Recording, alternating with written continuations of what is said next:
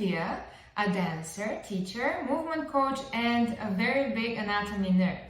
Today I want to take you on a journey in my magical world of dance anatomy and completely blow your mind. Are you ready? I'm going to welcome you to stand up and make an experiment. We're going to start bending side to side, but we're going to imagine that we have two walls that we're in between and we cannot move front in any way. So we're going to move only in one plane. Okay, so we're going to move side to side. We're going to imagine we're in between two walls and we cannot move the shoulders front, we cannot do anything apart from this movement that is in one plane. Making sure you can look at yourself if you want in the mirror. Okay, and now we're going to continue and move in any way you want, just having to move side to side, but allowing to any extra movement to happen if needed. So we have no more the walls, we have full freedom to do whatever you want, and just notice what happens and how does that feel. Okay, coming back to the center. Which one felt better? What's the difference? How did it feel? If you're saying that it felt better the second time when we had freedom, then good.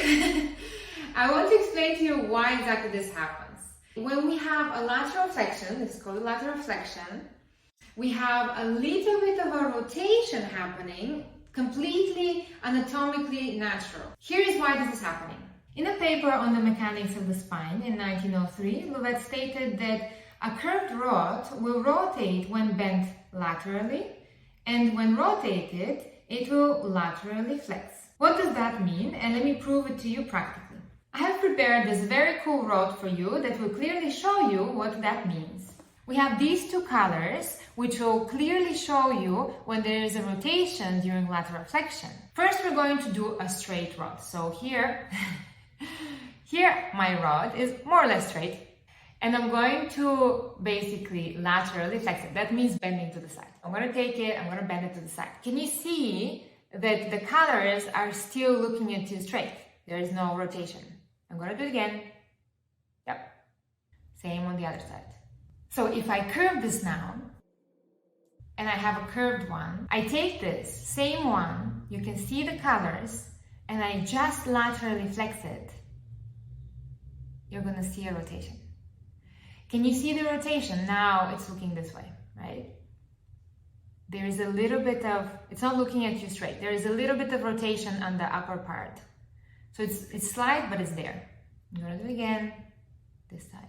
So going back to the spine, if we just take our thoracic spine, which is the ribcage spine, we're going to have a rotation with our lateral flexion. Another thing that adds to that are the facets of our vertebrae.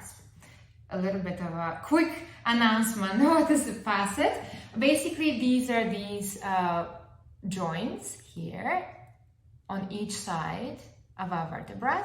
So when we go in the lateral flexion, we're going to have a little bit of rotation also because of the way that the facets are built, are designed. Okay, so let's see this in the full spine. Here is my spine. And you can see all these dots that show the thoracic spine. So we have 12 vertebrae right here. I'm going to hold the lumbar spine and the cervical spine. And I'm just going to bend sideways. And please see what happens to the little dots. Okay, coming back to the center, let's go the other way. I am not rotating. Can you see that the dots are starting to look this way? So we have whoop this way and whoop this way. So when we have our rib cage, our thoracic spine, because the curve is inward, we have our curved rod, then we're going to go lateral flexion and it's going to rotate inwards as well. So it's the ipsilateral rotation, is the same side. When you laterally flex on one side, it's the same side here. It also rotates. So when you go sideways, you also rotate on that side. So when you go lateral flexion, you would also naturally rotate. It's not something that you have to do. It's something that happens naturally. If you let yourself do it, you're gonna do it. You're designed this way. You don't have to add it on top. You just need to let it happen. Let's stand up, let's try it out and see how that works. So let's try this out in an actual movement. We're gonna do a vertical 8 and we're going to try to think that it's one plane only versus the one that allows for the rotation to happen. We're gonna start first by trying to do it in one plane. See how that feels, see if you can do it, make sure you're really not rotating. How does that feel? And now let us try to allow for any rotation to happen if it needs to happen. So we're just being free in the movement, allowing for it to not be completely flat in one plane. And notice how that feels. Okay, let's try again. We're gonna go back into one plane only. Try to do it. If it's very hard to reach there, then great, then you're really getting the point. And let us try again, just doing it with the slight rotation as well. Okay, coming back to the center. So this is a little concept that you can apply to all the other different movements. I hope that all of this was very useful and inspirational to you. Thank you so much for watching. I am here if you have any questions, and for the ones that are very inspired to dig deep into their dance anatomy, I am giving workshops and classes, so just let me know.